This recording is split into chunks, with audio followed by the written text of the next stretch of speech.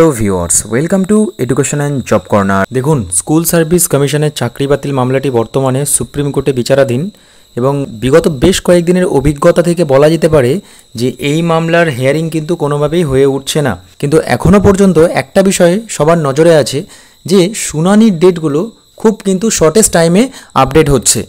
এত শর্টেস্ট টাইমে শুনানির ডেট আপডেট হচ্ছে যে সবারই মনে হচ্ছে যেন ওই দিন শুনানি হতে পারে এবং সিরিয়াল নাম্বার এমন কিছু আহামরি দূরে নয়, শুধুমাত্র মাঝখানে একদিন 316 নম্বরে লিস্টেড হয়েছিল, কিন্তু সেই দিন 316 নম্বরে লিস্টেড হলেও সেই দিন কিন্তু এই মামলার হিয়ারিং হওয়ার সম্ভাবনা একটা ছিল। দেখতে গেলে এই মামলা বারবার করেই খুবই কাছের দিকে সিরিয়ালে লিস্টেড হচ্ছে। কিন্তু প্রশ্ন হলো যে আগের দিকে সিরিয়ালে লিস্টেড হলেই কি মামলার শুনানি হওয়া সম্ভব? সম্পূর্ণটা কিন্তু নির্ভর করে সেই বেঞ্চে যে বেঞ্চে এই মামলা লিস্টেড আছে। সুতরাং আপনারা জানেন যে প্রধান বিচারপতির বেঞ্চ মানে 1 নম্বর বেঞ্চে এই মামলা লিস্টেড হয়েছে। তবু একটা আশা যে 1/10/2024 তারিখে মানে আগামী মঙ্গলবার এই মামলা 27 নম্বরে লিস্টেড হয়েছে শুনানির জন্য। তো এখন প্রশ্ন যে বিচারপতিরা যদি এই মামলাটিকে ইম্পর্টেন্ট মনে করে শোনেন তাহলেই কিন্তু এই মামলাটি শুনানি হবে।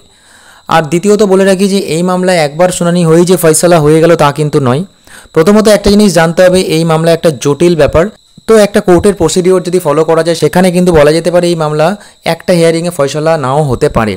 তো সেই ক্ষেত্রে পরবর্তী হিয়ারিংই হচ্ছে না, তো সেখানে ফাইনাল ডিসপোজালের কথা ভাবা যায় কি করে? তো সেই ক্ষেত্রে পরবর্তী হিয়ারিং হবে, তারপরে কি নির্দেশ দেবে, তারপরে কোন দিকে মোড় নিচ্ছে সেটা তো একটা ব্যাপার। তো সেই ক্ষেত্রে এখন দেখার পালা যে আগামী 1/10/2024 তারিখে এই মামলা 27 নম্বরে লিস্টেড হওয়ার পরেও শুনানি হচ্ছে কি না। কারণ এর মাঝখানে বলা যেতে পারে যে এই মামলার শুনানির তারিখ কয়েক মাস পেছনে যদি পড়তো তাহলে বলা যেতে পারতো যে এই মামলা শীত ঘুমে চলে গেছে বা এই মামলার হিয়ারিং হয়তো হবে না। কিন্তু ডেটগুলো এতই শর্টেস্ট টাইমে পড়ছে বা আপডেট হচ্ছে যে সবারই মনে একটা আশা তৈরি হচ্ছে যে এই মামলা হয়তো এবার শুনানি হবে। তো এখন দেখার পালা যে আগামী 1/10/2024 তারিখে এই মামলা শোনেন কি না। পরবর্তী গুরুত্বপূর্ণ আপডেট পাওয়ার জন্য চ্যানেলটির সঙ্গে এভাবেই জুড়ে থাকুন। ভালো থাকুন, সুস্থ থাকুন, ধন্যবাদ।